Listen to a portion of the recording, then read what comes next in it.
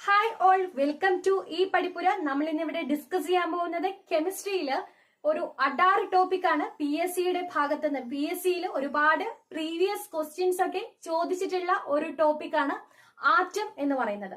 Okay, അപ്പൊ എന്താണ് atom? Atom എന്ന് പറയുന്നത് നമ്മുടെ പ്രപഞ്ചത്തിലുള്ള എല്ലാ പദാർത്ഥങ്ങളും നിർമ്മിച്ചിരിക്കുന്നത് എന്തുകൊണ്ടാണ്?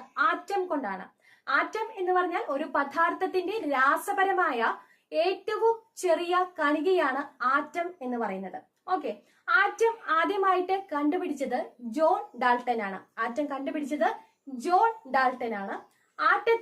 ആറ്റം എന്ന് പറയുന്ന ആ പദം നിർദ്ദേശിച്ചത്, അതായത് ആറ്റം എന്ന് പറയുന്ന ആ ടേം നിർദ്ദേശിച്ചത് ഓസ്റ്റ്വാൾഡ് എന്ന് പറയുന്ന സയന്റിസ്റ്റ് ആണ്. ഓക്കെ, ആറ്റത്തിന്റെ മാതൃക എടുക്കുകയാണെങ്കിൽ, ഇനി ആറ്റത്തിന്റെ ഒരു മോഡൽ എടുക്കുകയാണെങ്കിൽ, ആറ്റം എന്ന് പറയുന്നത് ഒരു സൗരയൂഥ മാതൃകയിലാണെന്ന് പറയാം. അതായത് സൂര്യന് ചുറ്റും എങ്ങനെ ഗ്രഹങ്ങളൊക്കെ കറങ്ങിക്കൊണ്ടിരിക്കുന്നുവോ അതുപോലെ തന്നെ ഒരു ആറ്റത്തില് ഒരു കേന്ദ്ര ഭാഗം ഉണ്ടായിരിക്കും. ആ കേന്ദ്ര ഭാഗത്തെയാണ് ന്യൂക്ലിയസ് എന്ന് പറയുന്നത്.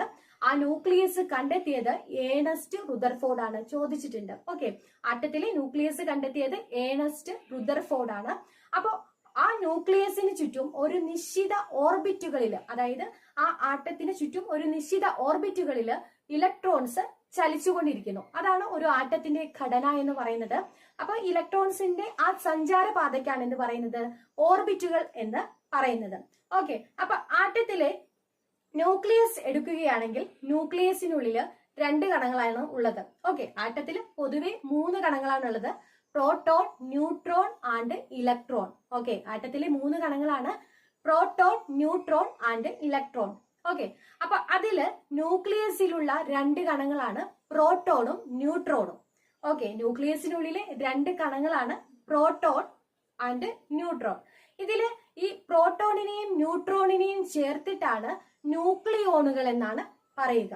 അപ്പൊ ഇനി ഇതില് പ്രോട്ടോണിനെ എടുക്കുകയാണെങ്കിൽ, പ്രോട്ടോൺ എന്ന് പറയുന്നത് പോസിറ്റീവ് ചാർജ് ഉള്ള കണങ്ങളാണ്. പ്രോട്ടോൺ പോസിറ്റീവ് ചാർജ് ഉള്ള കണങ്ങളാണ്.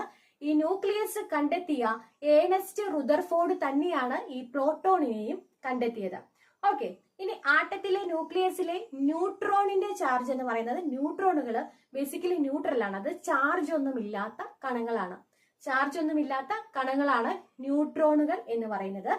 ന്യൂട്രോണിനെ കണ്ടെത്തിയത് ജെയിംസ് ചാഡ്വിക് എന്ന് പറയുന്ന സയന്റിസ്റ്റ് ആണ്.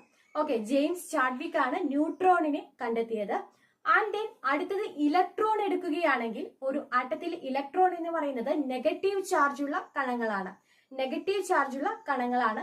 JG തോംസൺ ആണ് ഇലക്ട്രോണുകളെ കണ്ടെത്തിയത്.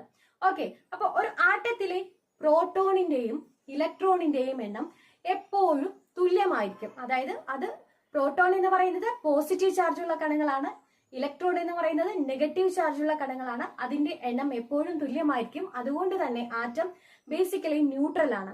ഓക്കെ, ആൻഡ് ദെൻ ഈ ഒരു ആറ്റം എടുത്താൽ അതിന്റെ ആറ്റോമിക നമ്പർ മാസ് നമ്പർ എന്ന് നിങ്ങൾ കേട്ടിട്ടുണ്ടാവും അല്ലെ? അപ്പൊ ഇതിൽ ആറ്റോമിക നമ്പർ എന്ന് പറയുന്നത് ഒരു ആറ്റത്തിന്റെ പ്രോട്ടോണുകളുടെ ആകെ എണ്ണമാണ്. ഒരു ആറ്റത്തിലെ പ്രോട്ടോണുകളുടെ ആകെ എണ്ണമാണ് ആറ്റത്തിന്റെ ആറ്റോമിക നമ്പർ എന്ന് പറയുന്നത്. ഓക്കെ, അതിൽ മാസ് നമ്പർ എന്ന് പറയുന്നത് ഒരു ആറ്റത്തിന്റെ പ്രോട്ടോണിന്റെയും ന്യൂട്രോണിന്റെയും ആകെ തുകയാണ്. ഒരു ആറ്റത്തിലെ പ്രോട്ടോൺസ് പ്ലസ് ന്യൂട്രോൺസ്, അതാണ് മാസ് നമ്പർ എന്ന് പറയുന്നത്. ഓക്കെ, അപ്പോൾ ഇത്രയും കാര്യങ്ങളുള്ളൂ ആറ്റത്തെ പറ്റിയിട്ട്. അപ്പോൾ അടുത്ത ക്ലാസ്സിൽ അടുത്ത സെക്ഷനായിട്ട് കാണാം. താങ്ക്